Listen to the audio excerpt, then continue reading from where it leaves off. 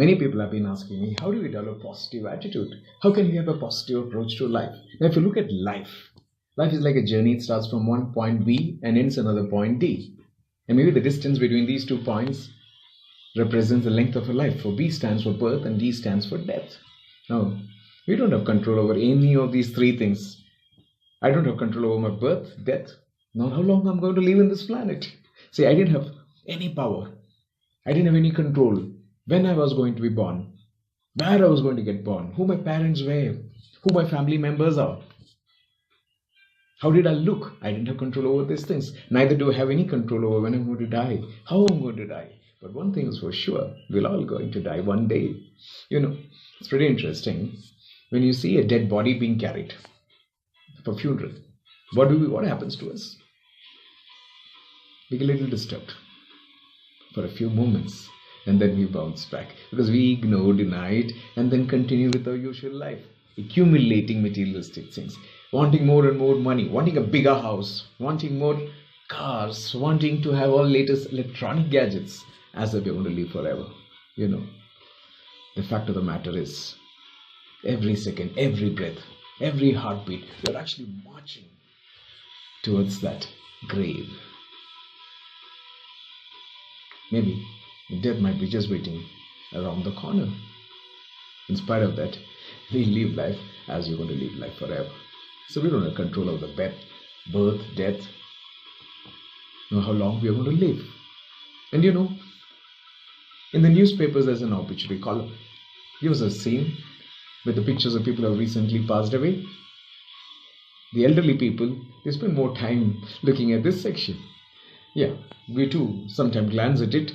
And what happens is, when you see the picture, you scan the picture, then you look at the date of birth, date of death, 1936 July, January 2018. We do a mental calculation, around 82 years, and then we might even say, probably time to go.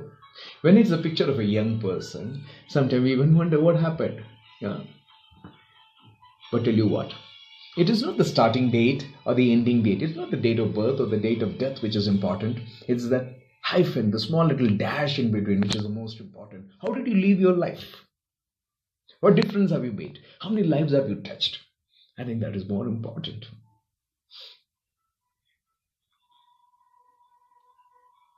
They say it is not the quantity of life, it is the quality of life that is most important. So what happens between birth and death? We don't have control of these things, so what? Between B and D, we have another letter, C. And C stands for choices. We have a lot of choices in life. Life is full of choices, actually. We may not have control over the life situations. We may not have control over the problems and challenges we face. But we definitely have power over how we choose to respond to these situations. See. It's like an objective test that we write. In an objective test, we have different options. In the test of life, also, we have a lot of options. For example, option 1 might be, you can complain, cry, make a big scene.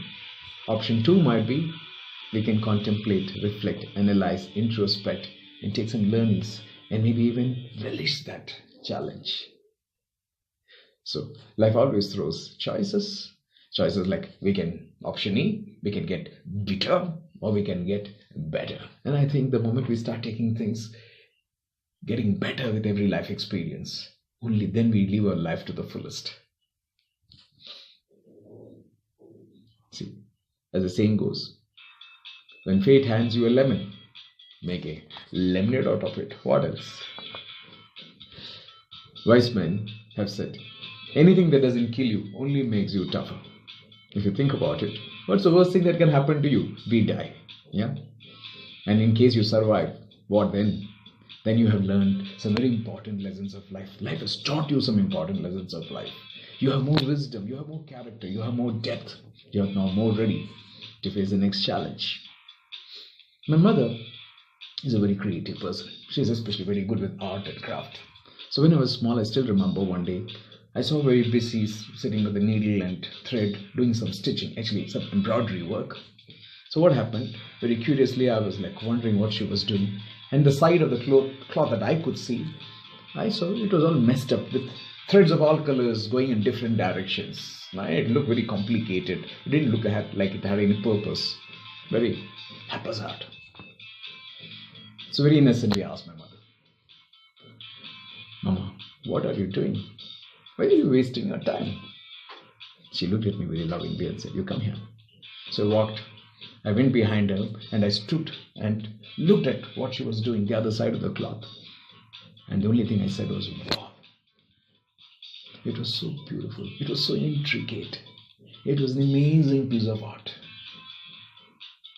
So in life, when you face challenges, when you face problems, when you feel things are going down, when you feel like it's all messed up, you're confused, don't give up. Have faith. Have patience. Understand, the master creator, the ultimate artist, is working on you. He's molding you. He's shaping you. He has a design for you. He has a beautiful design for you. If and only if we could go to that side and look from his point of view, from his side, then you would have seen work in progress, the most beautiful, amazing, awesome piece of art. Remember, be positive. Whatever happens, happens for the best. Thank you. Be blissful.